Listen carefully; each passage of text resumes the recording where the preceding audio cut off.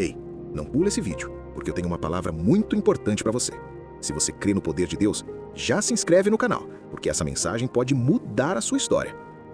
Filhos amados, lembrem-se de Davi. Ele não era o mais forte, não era o mais experiente, não usava armaduras brilhantes, mas quando todos tremiam diante de Golias, ele confiou em mim. Com apenas uma pedra e uma fé inabalável, ele derrotou o gigante que parecia impossível de vencer. Assim também é a vida de vocês. Os gigantes da ansiedade, da dor, da dúvida parecem enormes, mas eu digo, eles cairão diante da fé.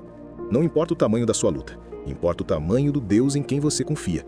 Eu sou o mesmo que esteve com Davi no campo de batalha. Eu sou o mesmo que está com você hoje. Levante-se com coragem. Não olhe para o gigante, olhe para mim.